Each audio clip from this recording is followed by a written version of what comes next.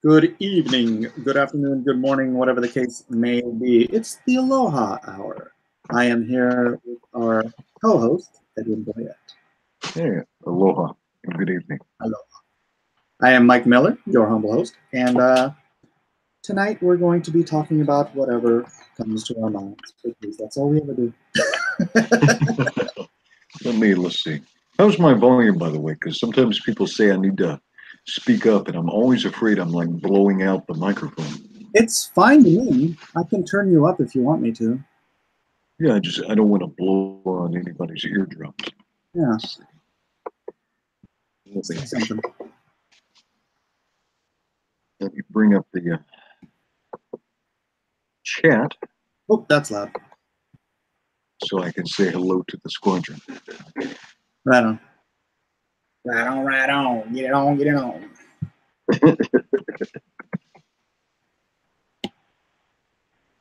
Right. Hey, we got 16 people already. Oh yeah, let me tweet this out too. It's always good. All right. Let's go to dashboard. I know that we tried to, generally speaking, avoid the whole James Gunn debacle because everybody was piling on it, and I felt that was redundant and, unnecessary. Yeah. I am, however, and it's weird because I do understand it, but the letter came out today with all of the Guardians cast defending James Gunn, and it did make me a little sad.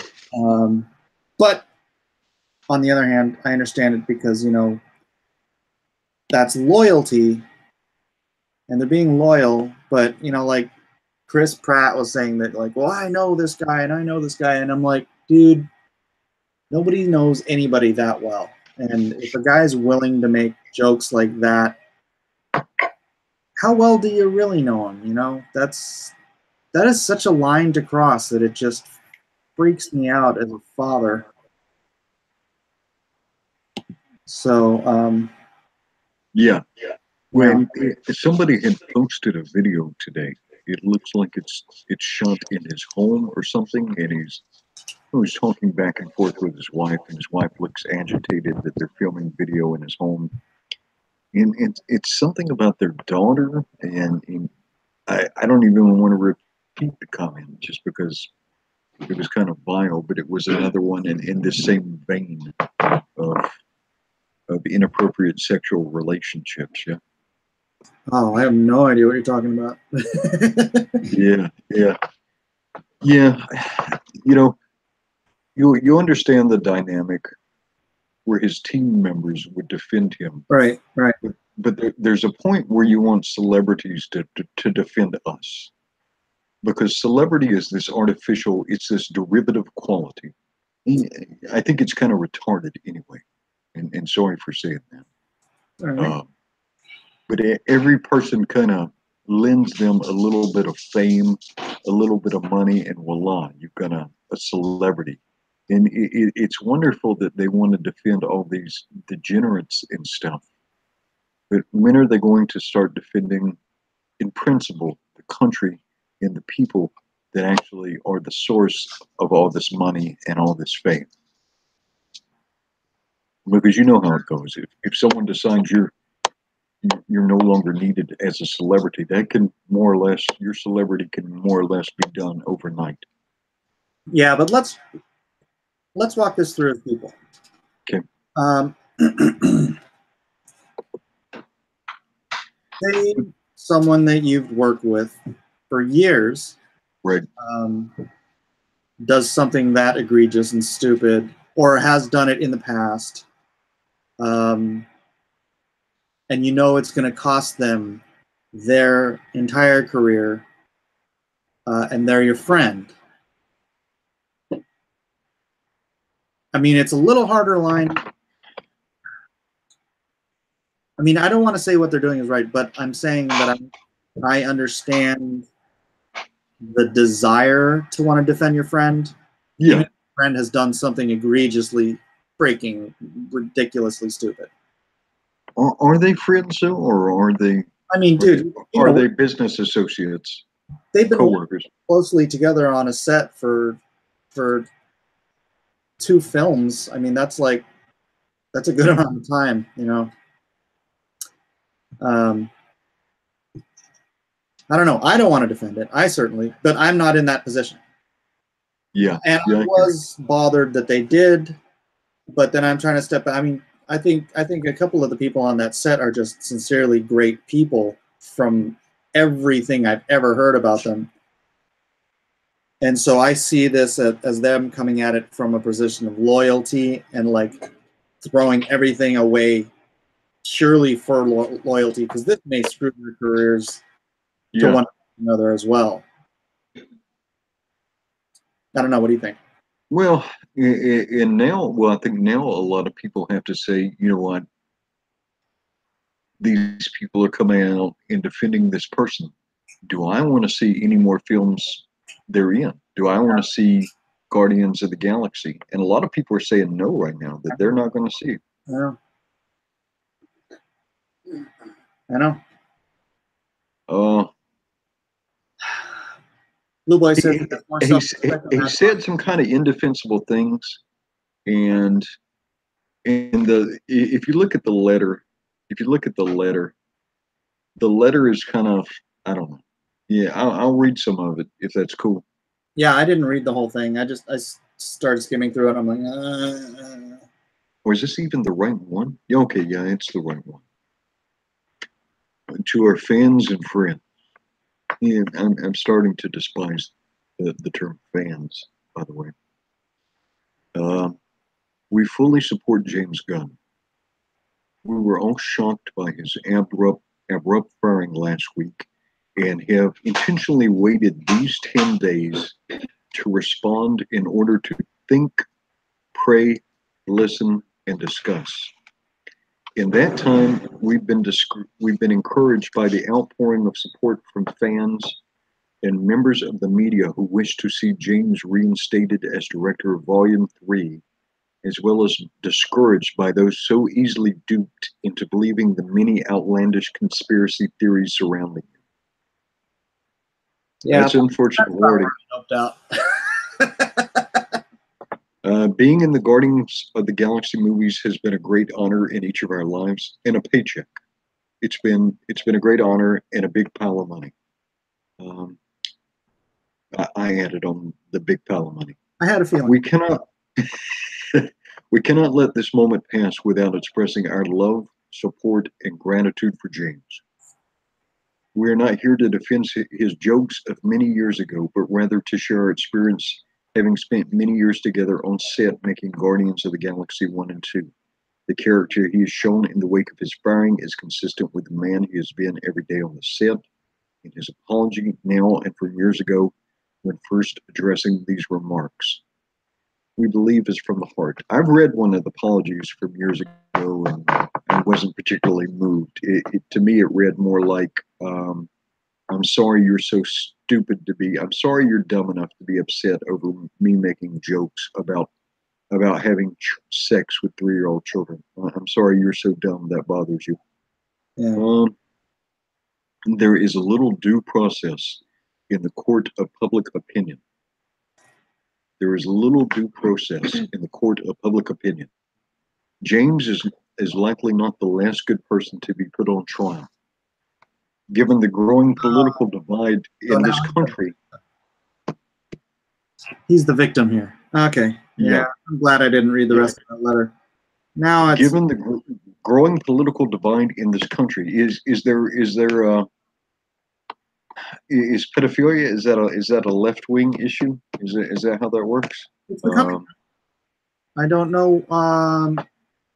You know, hey, it's the slippery slope, and they just want to keep riding that down the frickin' Calvin and Hobbes wagon. So they're gonna go right off the edge. No, I made that argument before. It's like I was arguing with a friend of mine on Facebook, and because we used to think a lot alike, and then you know, 30 years goes by and he's like telling me I'm this closed-minded bigot and blah, blah, blah. And I'm like, dude, 30 years ago, you never would have even considered that people would be arguing about whether or not we should allow grown men into bathrooms with little girls. Yeah.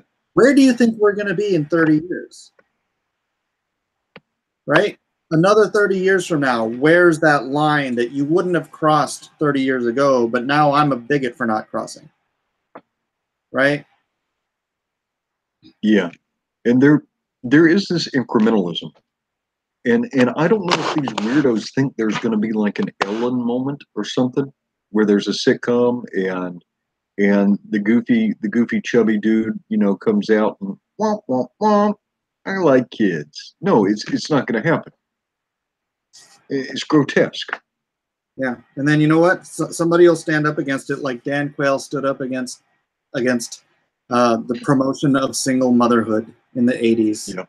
And he'll get lambasted by the media and everybody, and down the slippery slope we go. And probably half the people probably driving the assault of Dan Quayle back in the day didn't even have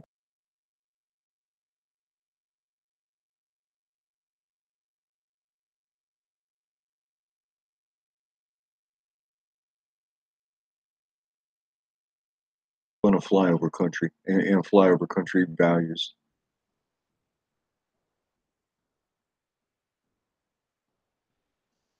No audio. Miller, is your audio working? I'm not hearing you. My producer's jacking the show up. Oh, okay. All right. Okay, well then forget it. Forget it. Guys, I'm sorry. I was trying to get my other phone so that I could, or my phone so I could be filming. I'm working on LONESTAR, Heart of the Hero, right now, and I wanted to get a camera on here so we could see me working, but forget about it. Aloha to you also, Chester. We had a few more people show up here. Yeah, 52, blue, 52. You know what? Everybody should be over here because there was no EVS today. Well, that's right. He flew down to the Clinton Museum so he can finalize his deal with the devil. That's right. He had to go get the contract notarized down in Little Rock, which, as we know, is the throne of hell. It is where Satan ascends.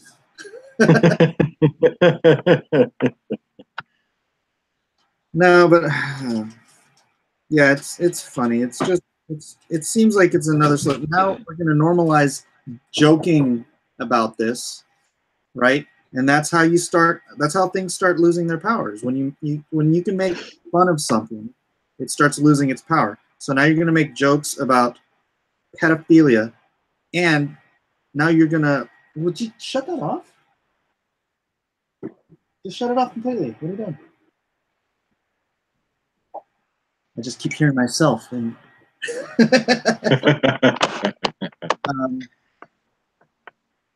you know, now this is the step. You've got a gaggle of people who, from every political spectrum, now defending. Gosh, the more I think about this, the more and more it's irritating me because I was trying to come at it from a. Oh yeah. Oh well, let me read the back half of that. Just see if we can get a vein pulsing in your forehead. All right. Each of us looks forward to working with our friend James again in the future. Many of you will be disappointed. His story isn't over, not by a long shot. There's nobody. What I don't see, if I was going to do some nonsense like this, I would have at least did something to assuage the hurt and the victimization of people who have been abused, molested, or so forth, and scarred by this, and then kind of get, you know, a little bit of a re-injury each time they have to see this nonsense play out in public again. There is little due process in the court of public opinion. I can remember when these people were irritated about like various political people being called whores and have their family targeted. I can remember this. No, I can't actually. James is likely not the. Jumped immediately to Roseanne, but she made a mistake. She didn't make a litany of horrible racist jokes. She made a mistake about somebody's ethnicity. She made one. She made one. And they fired her without recourse, without due process or anything. I didn't hear. And then all of her co-stars freaking throw her under the bus. Yep. I don't know. What's worse? Yeah, it's a den of vipers. I do not understand. Well, I do not understand people's desire for celebrity at all. I mean, I can understand wanting a big old pile of money. That's comprehensible to an extent, but celebrity is just bizarre. All right, here we go. It's hard for me. James James is likely not the last good person to be put on trial. And likely not the last good pedophile joker to be put on trial. Given the growing political divide in this country, it's safe to say instances like this will continue. Although we hope Americans from across the political spectrum can ease up on the caricature assassination. This part disgusts me right here, because we can talk about this part some here in a minute. And stop weaponizing mob mentality. Would mob mentality be like Antifa and all these weirdos and like these freaks who assaulted my wife for wearing a Trump t-shirt? It is our hope that what has transpired can serve as an example for all of us to realize the enormous responsibility we have to ourselves and to each other, the use of our written words when we etch them in digital stone. That's an awkward phrase. And that we as a society may learn from this experience. But, you know, we as a society aren't going to share in your multi-million-dollar payout from doing from doing Cash Grab 3, also called Guardians of the Galaxy 3. In the future, we will think twice before we decide what we want to express. And in so learning perhaps can harness this capability to help and heal instead of hurting each other. Interesting. You know whose brand gets hurt the worst by this is Chris Pratt's.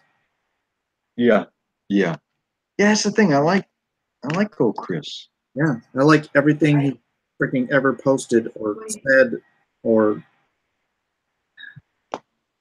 Yeah, but it would be interesting to go look back and see some of the people who signed off on this letter and look at their Twitter just from the last 24 hours and see what sort of nonsense they may have written. You'd see how consistent they are with this not etching anything into digital stone. I bet some of these people were the same folks that were in that Save the Day video. Do you remember that thing by Josh Whedon? Oh, during the Trump election? Yeah. What you drawing? Chester Busby asked. Yes, I do. Remember that? I'm drawing Lone Star. We're working on the book. It's time. I got to make my September. And so, yeah, I need to get this thing done. I actually did. I was on for 4 hours today. Right.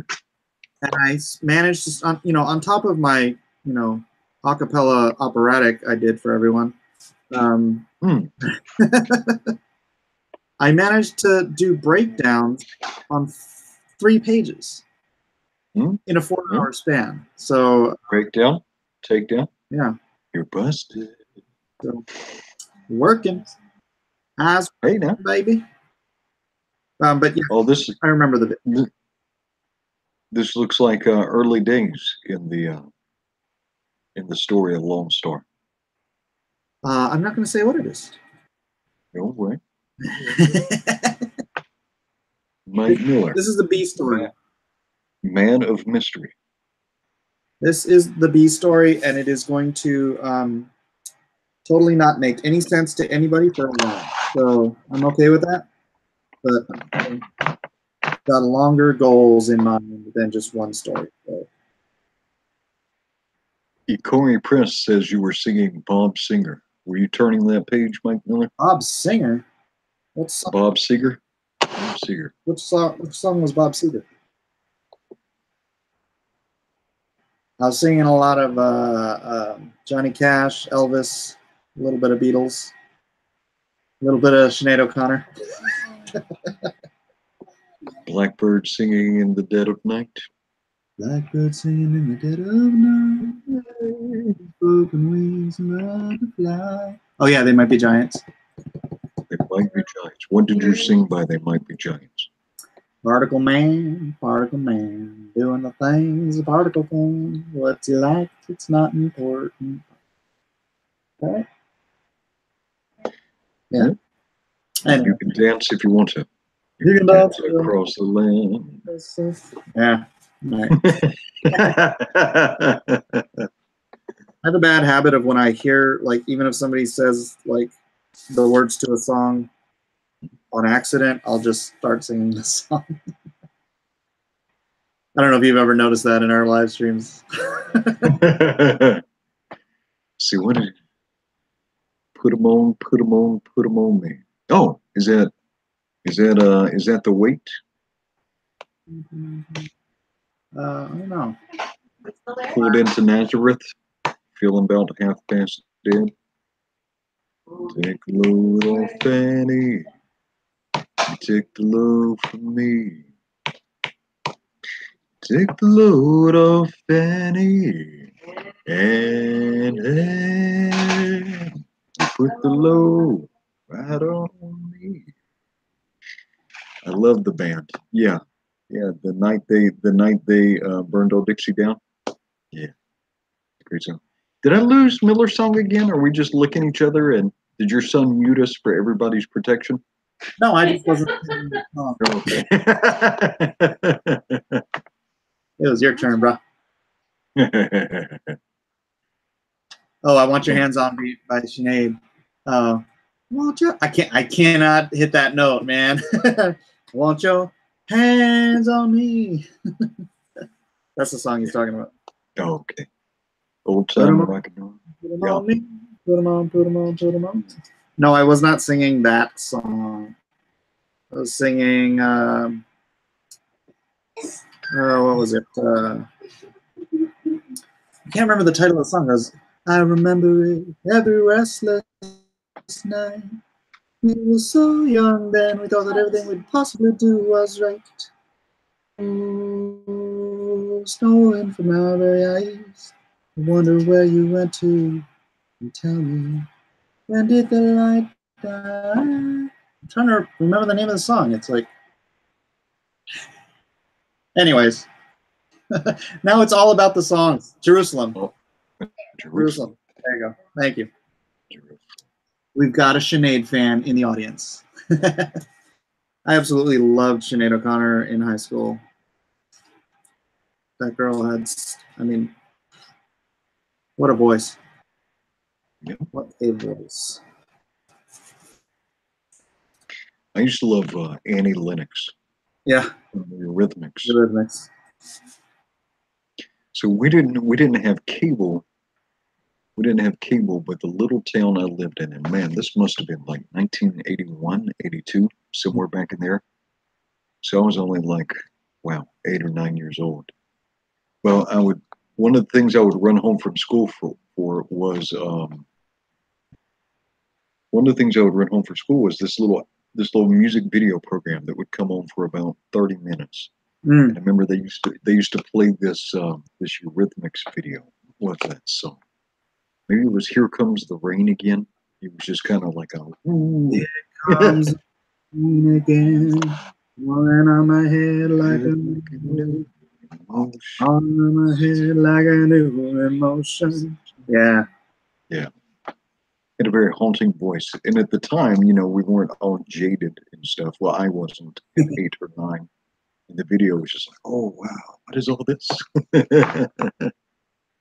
Yeah, but I was saying that I don't know if do you know anything about Sinead O'Connor, like her life and stuff? Not a whole whole. Yeah, she was abused and had a really really hard life, and that was the thing I was saying is like from that grief you got this power and just pure emotion out of her music, and you could just hear it and freaking could make you cry and you wouldn't even know why. And but it was that grief. People acquainted with grief can produce things that people unacquainted with it can't. But then she was diagnosed as bipolar from all that, everything she'd gone through, and they started putting her on lithium and these other medications, and that just and then 30 years of smoking. But it changed her voice. It changed her ability to reach down and find that, because when you're on those things, you don't have those emotional cues that you can. Oh yeah, probably made everything feel very flat to her. Yeah. Yeah. Because I saw her a few years ago in concert. My wife bought tickets for me. She was playing here in town, so that was cool. But yeah, it was like you can never get that back. When she was 19, 20 years old and just screaming in pain in her songs, it was almost inhuman how amazing it was. Yeah, I seem to recall her like having this thing where she like tore up a picture of the Pope on a episode of Saturday Night Live or something. Am I misremembering that, or did that happen? That's right. Yeah.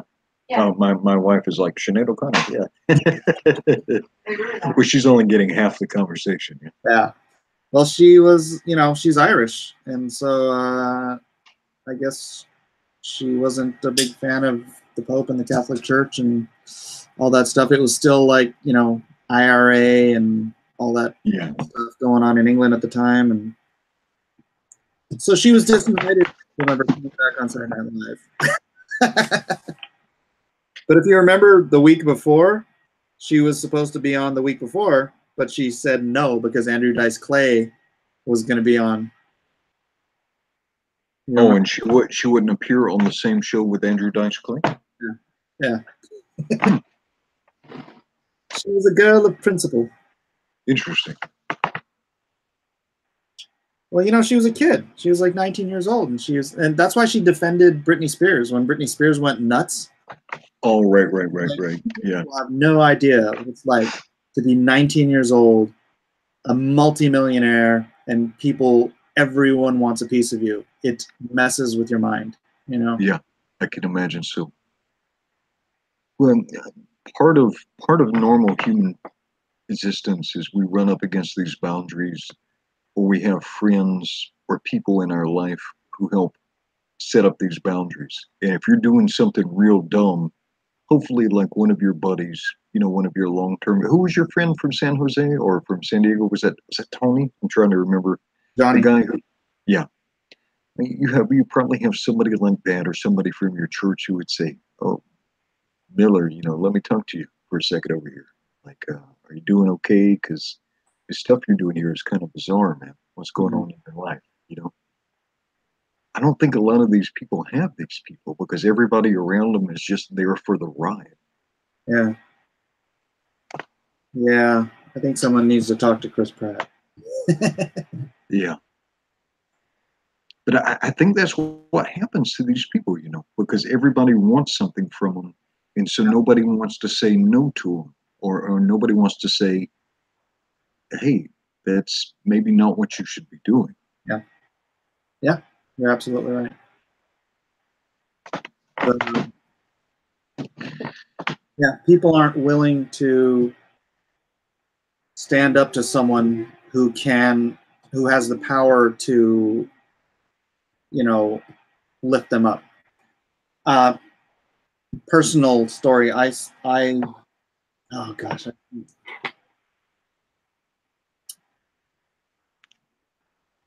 I decide if I should tell this story or not. Well, are you talking at a school? Or are you No, talking? my personal experience with someone who's one of the most powerful people in the comic book industry, Right. and I called him out because he was doing something wrong. He was hurting my friends, and we got into this shouting match over the phone. But after yelling at each other for 15 minutes, I finally got through to him and I made sense to him of something that he was too freaking high on the mountaintop to understand. Right, and that's another thing. Is like people that are that high up in those positions, they forget what the valley's like, right? They forget, how hard it is to get where they got, especially if they got there relatively easily, and then they're like, well, everybody can do this. It's like, no, dude, there's only room for one guy at the top of that mountain. Yeah. And he was like pulling my friends up and showing them the top of the mountain and then saying, hey, look what you can have. And then he was going to throw them off the mountain like he did to me. And I'm not doing that. And you have to understand what you're doing. And so he backed down. So it worked out. It worked out for the best.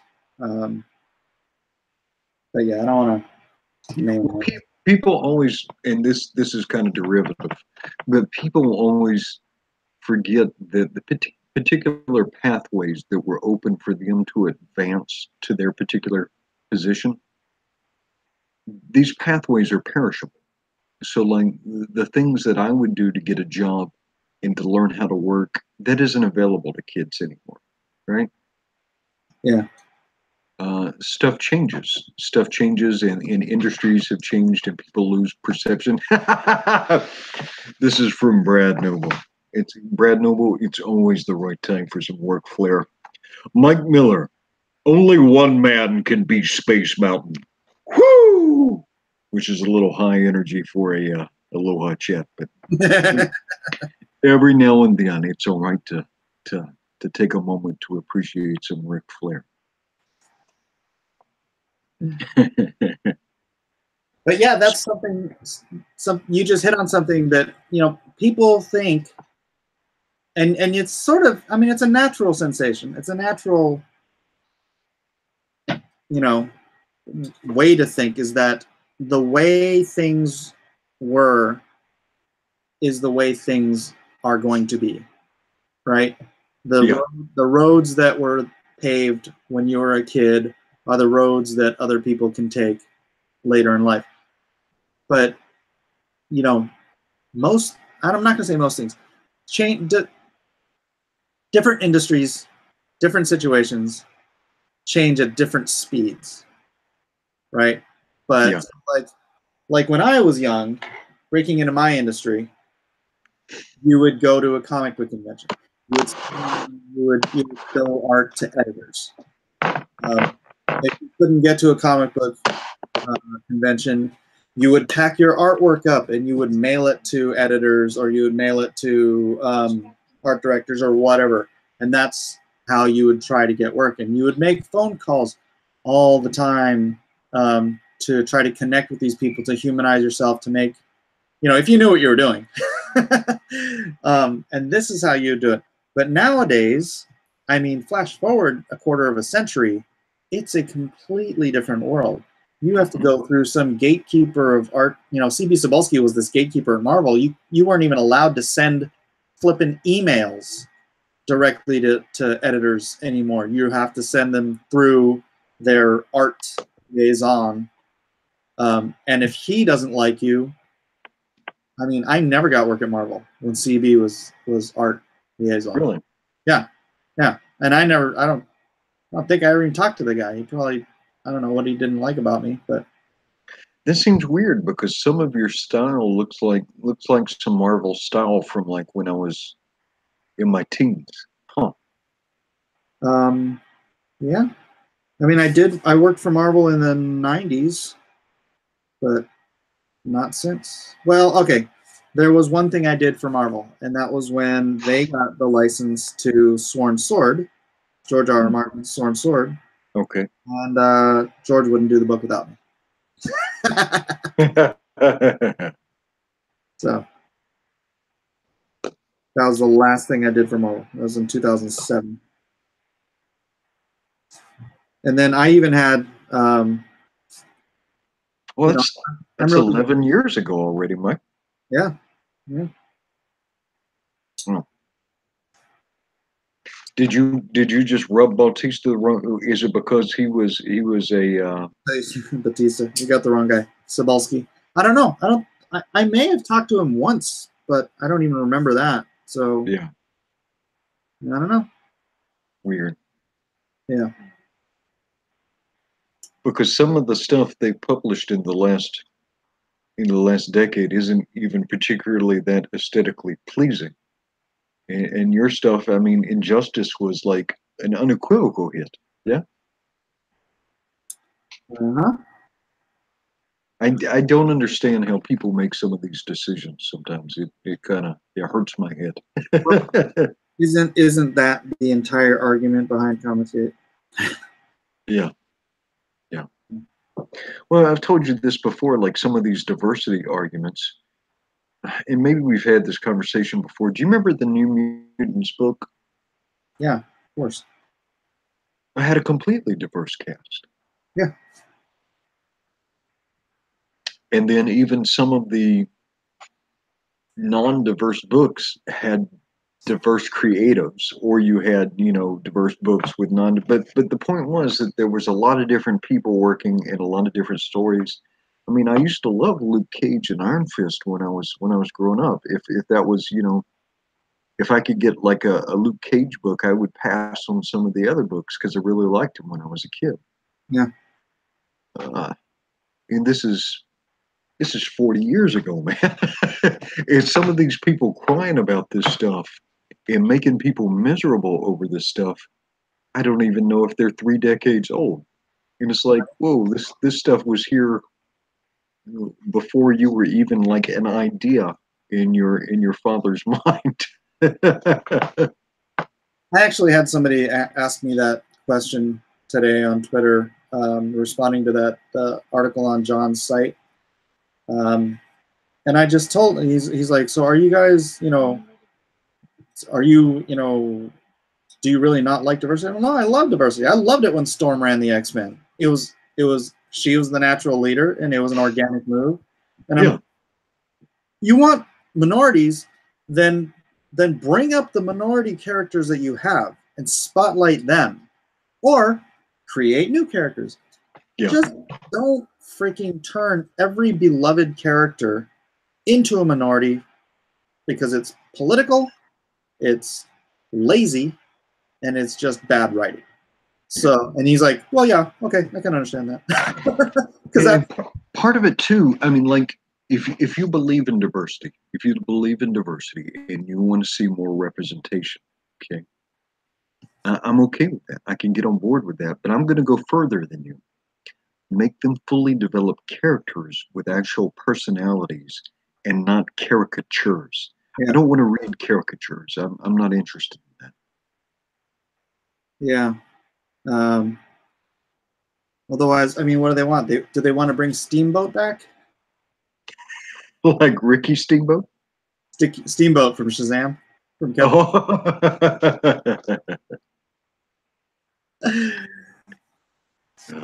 That's back when comics were really diverse. Were the Wonder Twins, were they Hoppa? They sure looked like it. What was it? Or were Jan? Was that Jan and Zana, or was that Zan and Jana? I don't even remember. What were the? I do remember the monkey was Gleep, right? Gleep. Yeah. Gleep. It was not Gleep? Was it Gleep? It was Gleep. Okay, my wife was saying Gleep with a K, but yeah, Jan and Zana. Zan and Jana. I gotta look this up now. This is gonna make me nuts. Wonder Twins powers activates. Form up. Somebody asked me a question. Form of a trebuchet. Chester asked me what George R. Martin is like. George, he's nice. I find it kind of difficult to talk to him. To have like just a naturally flowing conversation. I don't know quite why, but like we've had breakfast a couple times at San Diego Comic-Con to discuss different books and stuff that we were doing. And it's always just kind of a stilted conversation. So, I mean, nice guy, but he and I, have you ever just had a person like that? You just had a hard time getting to the next subject or massaging the subject you're talking about, It's like, yeah. Well, it's usually if you're having a conversation, there's like these pauses. Everybody takes a breath, and you're listening, and you're giving feedback and so forth, and they give you something to work from. And, yeah. And then is that what you're not getting, or is it just like his brain is somewhere else? I don't know. This was a few years ago, so now it's kind of hard to dissect it this far away, time-wise. But no, he's a genuinely nice guy. So right. Even if he is a raging leftist. I wonder how people.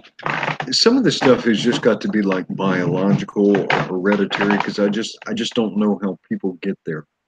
Right. Yeah. I assume that people get to, like, if they get to a far left or a far right position, it's because they want something better for themselves and their neighbors or their country.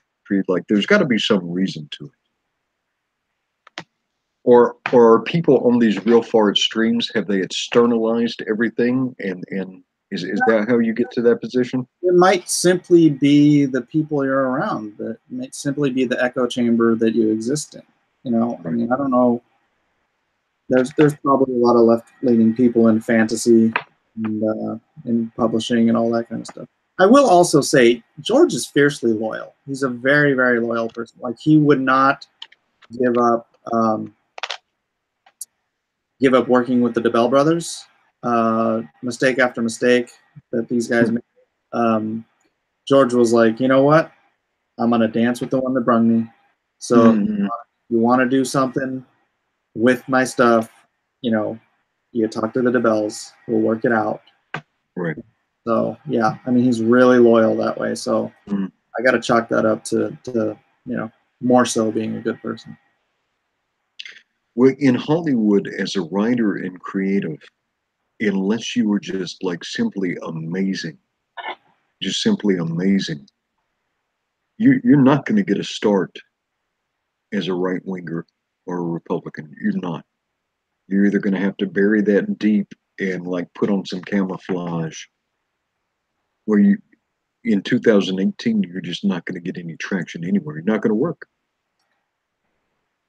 Yeah, quite possible. Quite probable. I don't know. Yeah, I've got a movie deal going on right now. It's been going on for 10 years, but I'm hoping that whoever the powers that be don't get all, lame on me. Well, I would think at some point some of these fundraisers, some of these crowdfunded. Your chat is asking me about the pancake nipple Cecil stuff from last night. It was the stuff of nightmares. It was the stuff. And the funny thing is, I'm not. And you can ask my wife. I'm not particularly. I don't particularly have a queasy belly. I can, if I need to, I can gut an animal, or I guess a man, and that's okay. And I can sew people up, give people first aid. I can clean up horrific stuff. It was just the particular combinations of things just got me. Oh, and then I made the mistake of, in addition creamy delicious sauce. in addition to the super chats, the stuff that people were writing in chat, because I usually try and watch chats. You know, if people are like courteous to give me their time, if I can, I try and pay attention to them too. You know, if I can. Sometimes it's just too fast to watch. You But between, milk for your coffee. yeah. Yeah. It was horrific, though. It was horrific. My face hurt from laughing and trying to hold back the regurge. Yeah, sorry. I just kept going with it because you were making those noises. I thought. Yeah. I think Ethan was close too, though. It sounded like he was retching in the background, and that wasn't helping either. Oh. I'll take a hit for the team. Cecil's give me a cup. Oh. You say that now, but yeah. Man, we gotta help out. We gotta help out Nasser. I was talking to that kid, and I was like, Nasser, your read is so dry, and he's like, oh, I was just having fun, you know. I was just kidding with him. I was like, no, dude, you read completely dry. Yeah, he's got an interesting sense of humor, I guess. Yeah. Nasser'd make a good streak, man. Yeah. You want to hear something funny? Someone else say it? Yeah. What was that story? Oh, yeah. You want to hear something funny? My cousin told me he was going to get me some Mike Miller books for Christmas, and then he didn't ever. And that's injustice. Yeah. And there wasn't even like a yeah. Yeah. You know, there's a way you could have made that story funny. Yeah. Just don't let him write any humor. No, he should not write a humorous book. No. I think he is probably. I'm trying to think. I'm trying to think from Stardust if there were emotional stuff that gets rendered. It seemed like, but I'm trying to remember if in the early pages if it had any humor. But yeah, that might be his kryptonite. He might be better suited to stick with books with gravitas. Writing comedy is hard. Mm. It's much harder than writing dramas. I mean, it's 1,000 times harder than writing action adventure. You know? Right. Well, comedy, almost all humor has an element of pain, yeah? A lot of it. Yeah. That's one way that Cecil is kind of funny, because if you listen to Cecil, actually about 80% of his jokes are self-deprecating, or he is the target of his own jokes. So while he is kind of sometimes really deprecating. Yeah. Yeah. While he does say most of it is actually directed at himself, so you feel a little bad about laughing along, but he's not targeting someone else. Yeah. He's Yes. a fun person to be in a chat with.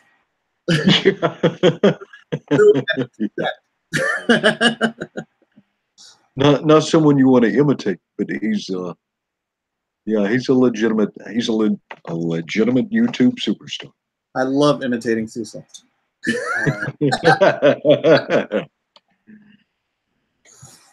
But only in the most superficial of senses. Jeffrey Grimm says Cecil really sound pissed. He did to a degree. I think that you're not funny. I think that really did him in. I think that wounded Cecil because, yeah, like I said, that's Cecil's thing. He's not a handsome man. He's not an athlete. He's not an artist or a writer. He has his jokes. And Nasser, in one fell swoop, just took that all away from him. And Nasser is the crusher of dreams. That's probably Arabic for dream crusher.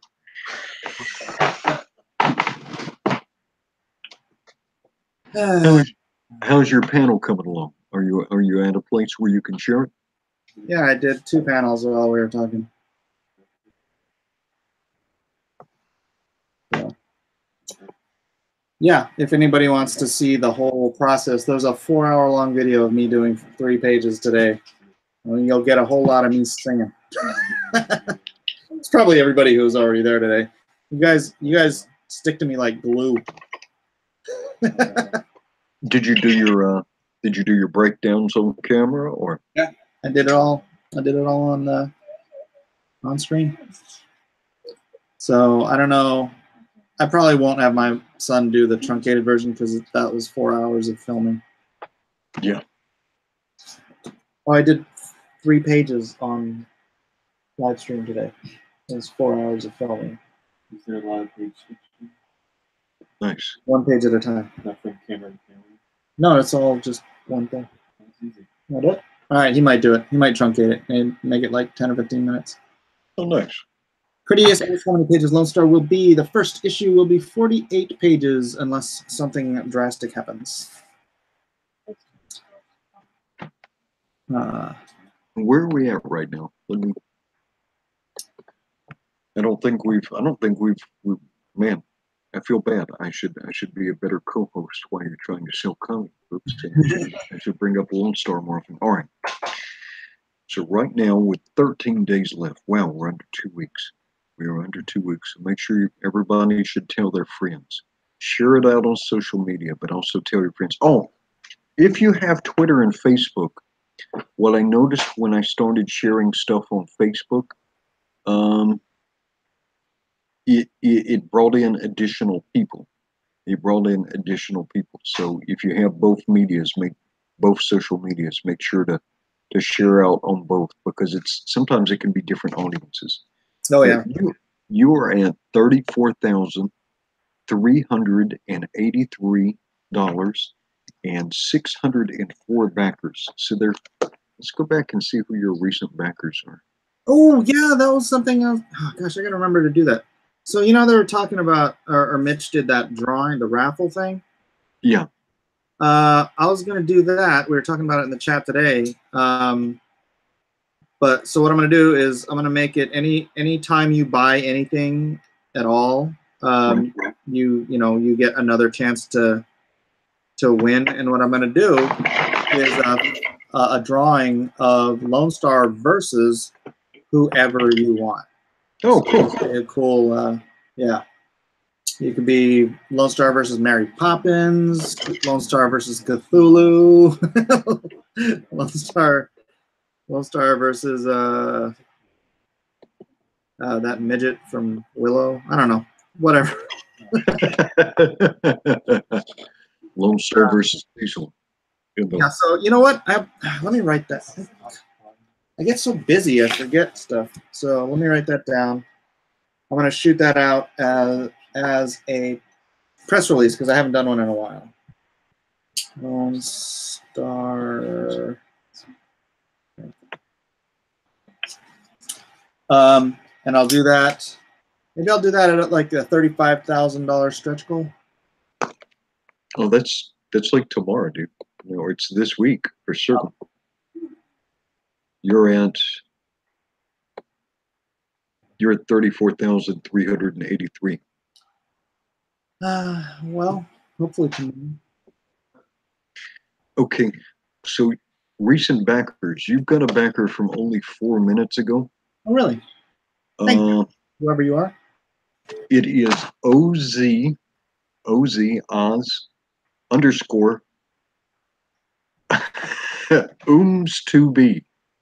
Oz underscore 00, kind of almost like eyes, ms2b. Okay. For $33 US. Thank him or her. 44 minutes ago, you had Anonymous for $35. Anonymous. We appreciate our unknown soldiers. Yeah, nice. Kelly Logue, 1 hour ago, $15 US. Thank you, Kelly. Kevin Hernandez, 3 hours ago, 28 US dollars. If their name is posted, it's not anonymous, right? Right. Okay. I just wanted to make sure I wasn't talking out of school. 3 hours ago, you had Arnold Aros for 33 US dollars. Arnold, thank you very much. Very much. Very much. 4 hours ago, you had Anonymous for 50 US dollars. Again, to the unknown soldiers.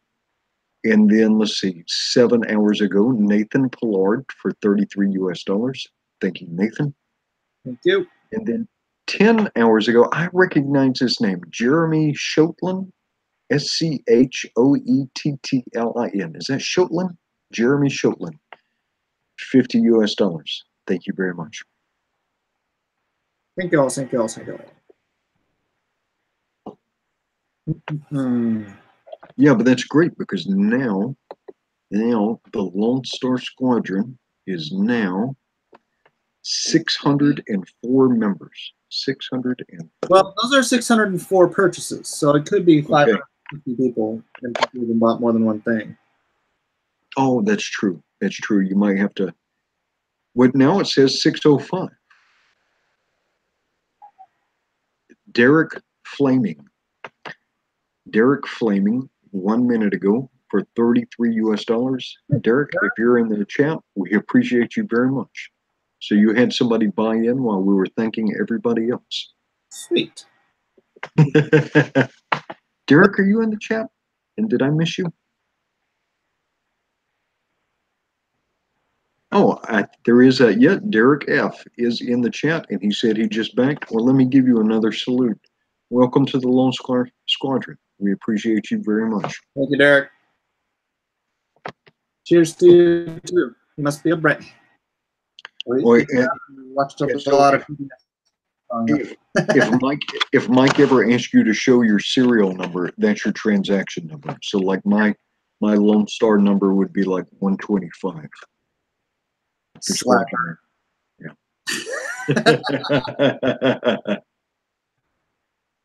Well, I was at work. You had a good first day, man. You jumped out the gate. Yeah. Very good first day. It was very nice. Yeah, let's get a call out. Lone Star Squadron, call out your call sign. Edwin already did. Number 22, baby. Oh yeah. Number 22, and we got a low number in here. Chester's got a low number. You know what? The squadron is freaking loyal, man. The squadron rocks. Yeah. Oh wow, Jeff is number 5. Woohoo! The thing that's unfortunate. Oh, Spoon 592, Spoon 71.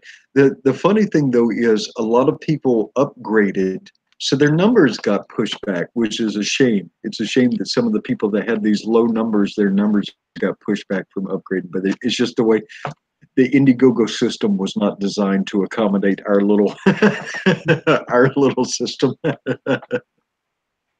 Well, let's see if there's some way to fix that. I don't know. And so Derek is 668.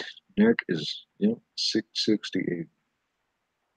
So you know, man, that backer number may be right because that may account for that may be the number of unique backers then. Somehow I don't think so, but whatever. It is what it is. Boy, so yeah, I spent like an hour the other day printing out 25 stinking labels to ship stuff because stuff people bought off my store. An hour for 25 labels. Okay. So you're either going to need to get a laser printer or you're going to need to like figure out a printing service for this. I'm thinking about Ethan with his 10,000 things he's got to take care of. Oh my God, that's going to be nuts. He was talking about doing that himself.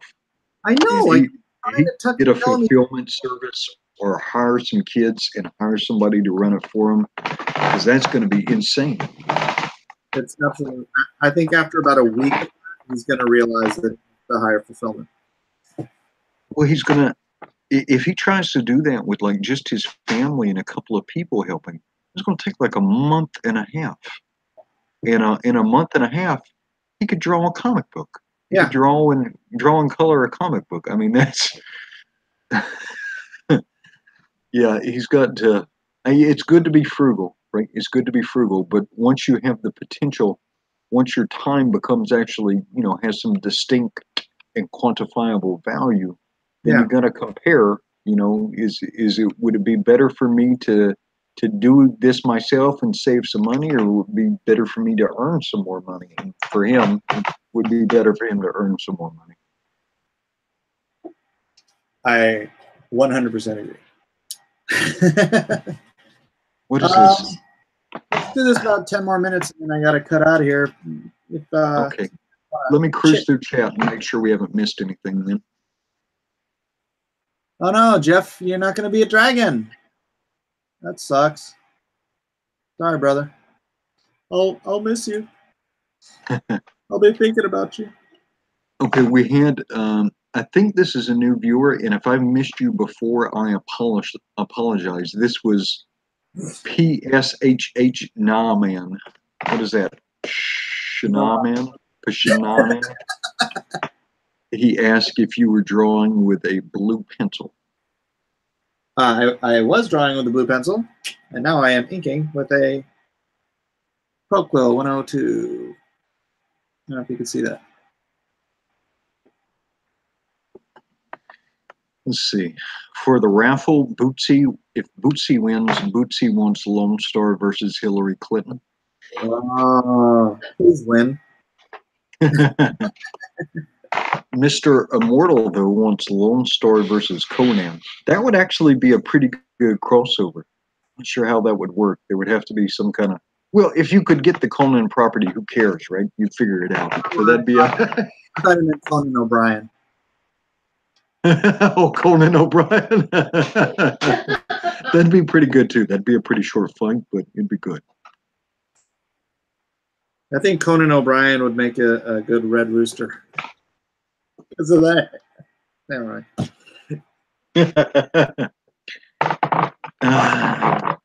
Let's see. Aunt Critias says, Aunt Edwin and Mike, if I win, can my future hero fight Lone Star? Absolutely. Yeah. I guess you just got to articulate what your future hero is to Mike. Lone Star versus Rian Johnson. We must have a Star Wars fan. Coro Poker. Edwin is Gambit. Oh, from the X-Men? Gambit is probably more Cajun and better looking. So, but I appreciate the sentiment. What was Gambit's little? I can't do a Cajun voice. Did he say sugar or something? Or am I mixing? No, that was Rogue. Monshare. Yeah. Monshare.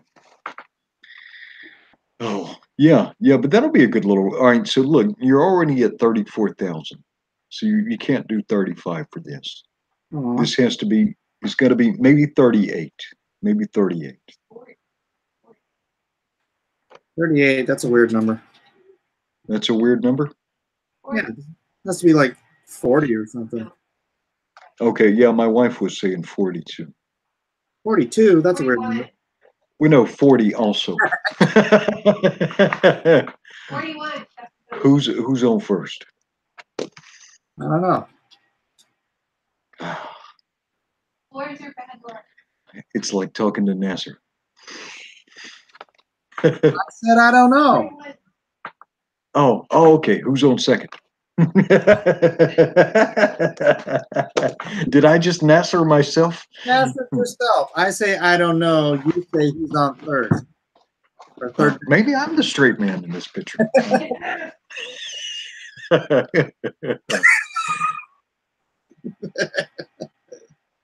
Never go full Nasser. You've always got to hold. Oh, Nasser. You got to hold a little bit back. Lone Star versus Cecil. Jeff, please win. I would love to do that. I'd like to do Cecil like in a properly designed supervillain costume. Hmm. Ooh. You bought 3 Injustice books today, hoping to back Lone Star soon. Well, thank you. Thank you, thank you, thank you. Did you check out any of my books on Comixology? Yeah, and the if you haven't checked out Imaginaries, I've only bought the first copy so far on Comixology. It looks pretty good for the digital version, though. Did you read it? Yeah, well, I've scanned it. I haven't sat down and actually Well, read thanks. through it carefully. I really But appreciate it. yeah, I've scanned. Yeah, I know. It was the least I could do, and I mean that sincerely.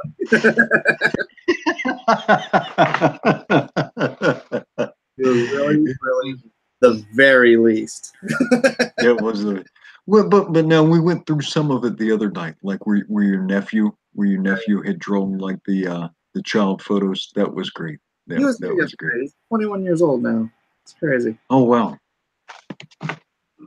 Yeah, but that's another one you can check out. That's pretty good if you're waiting for something while Lone Star comes out, is you can look at that Imaginaries, because someday, if we back this thing enough and we can keep Mike from spilling all his spaghetti and going crazy, and we can make Blacklist Universe successful enough, then we can see some of these other things, right? So like after Lone Star #2. I heard you talking about some stuff earlier today in a stream. Just in case you said the wrong thing, the next correct answer after Lone Star #2 is the nuclear family. No. I'm not sure what you said. If it wasn't nuclear family, it was irrelevant because that is the correct answer. Yeah. Lone Star is 3 issues. Oh, okay. All right. Okay. Yeah, you gotta. Yeah. But after Lone Star, I think Nuclear Family should make an appearance. Am I wrong, Chip? No. Is everybody aware of the pitch for Nuclear Family in the chat? Yeah, they've all been. Yeah, it looks like we've mostly got the loyal crew. Yep. The Squadron is loyal. Ooh, that'd be a good shirt. The Squadron is loyal. The Squadron is loyal. Lone Star. That is the unknown heroes. The that is really Squadron is loyal. something I like about YouTube is the loyalty of the fans. Yeah, no, it's kind of cool because they can come in and ask questions and we're not too caught up. I think we try and get to everybody's question and make sure you, because usually at the end of every Aloha chat, in the end of every chat, I mean, Mike does go back up and look at questions, so make sure you get them out there if there's something you're curious about. Yeah, and if I don't catch it, then just write it in the body. I always check all the messages and comments after the fact. What?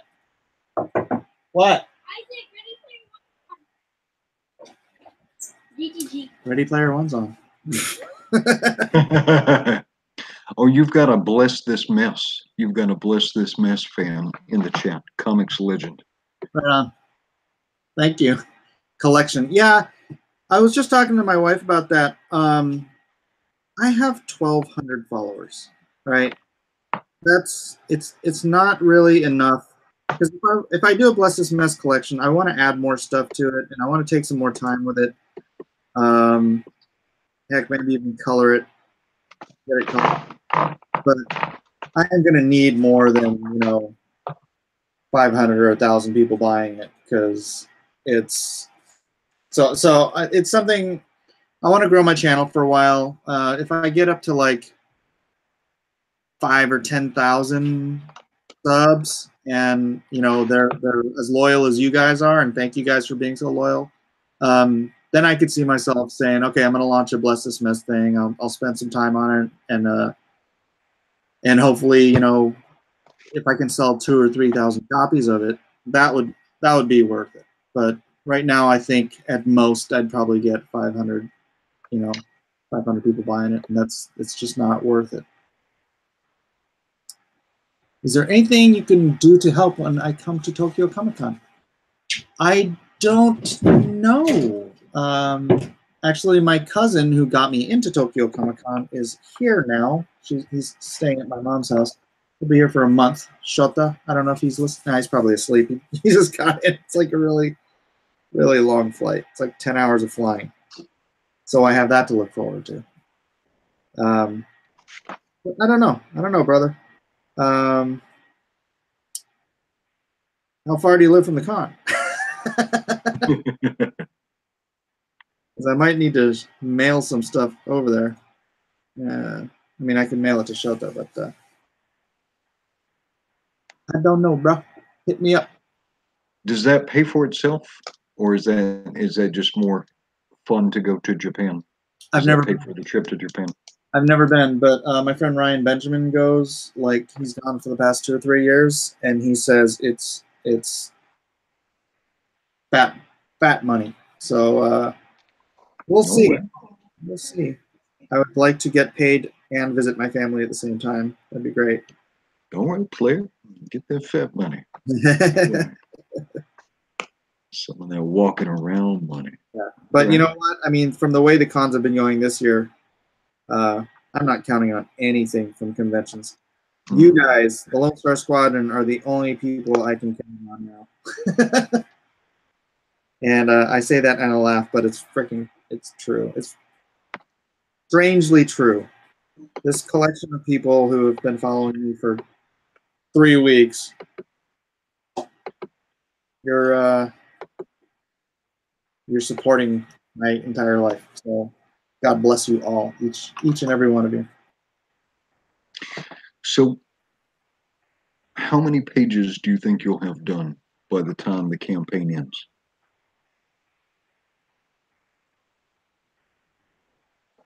That's 2 weeks, man. Maybe, I don't know, 30, give or take. Wow. Okay. Wow. So you're moving right along with this. And then once you get that money, you can start getting some of this stuff colored. Yeah.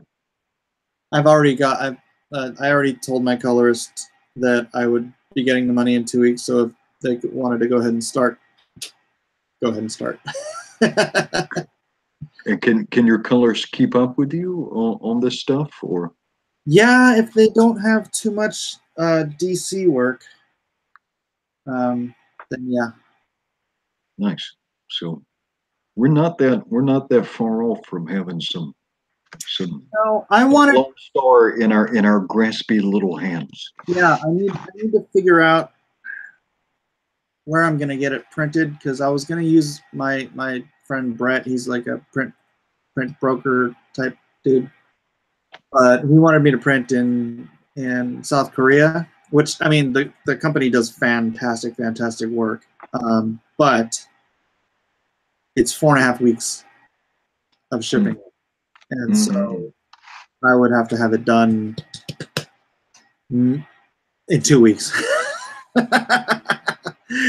In order to get it here and ship it out, so people had it in their hands in September, and I can't do that. So I'm gonna have to find something a little faster. I'll put myself up against a deadline because I work better under a deadline. I could have said October. I still think maybe not for the main run, but just for as an idea, I still think you should talk to Peter Samedi, because he was talking about being able to print color on newsprint. I'm not doing newsprint. But I'm not doing newsprint for 15 somewhere. Not for 15, 20 bucks a pop. I ain't sending people newsprint. No, 50 cents. No, but somewhere down the line, it might be funny. If, like, for Lone Star number 1, or when you get to Lone Star number 2, one of the perks could be a newsprint copy of the first one, right? Of the first Lone Star as like a stretch goal, because it would be a low price stretch goal, and it would be fun to have Lone Star number 1 on newsprint. True. Yeah, that's not bad. If you extended your campaign another month, what would that allow you to make the shipping in time? If I extended another month, I wouldn't get paid another month, and then I'd lose my house. So yeah, that starving artist is okay for movies and stuff, in for stories. But when you've got 5 kids who like to live indoors, and bring one of the hungry kids around to the camera. Is there one of the hungry kids? One of the This one's always hungry. does he look hungry? Teenager, therefore he's always hungry. Oh yeah. More hot pockets, please, sir. Hot pockets. You know how. Well, Mr. Miller, we should probably let you go. Yeah. All right. Well, thanks everybody again. If we missed any important questions, just ask it in the chat later on, or now or whatever, and I will check it out. It's the Aloha hour. It's not supposed to be the Aloha all night long. And I got a wife to keep happy, so I will say, God bless you all. I love every single one of you. I can't do any of this without you. So you are my safety net. Again, I trust every single one of you to help out. So do what you can. Aloha, Edwin. Aloha. Good being here. LONESTAR Squadron, dismissed.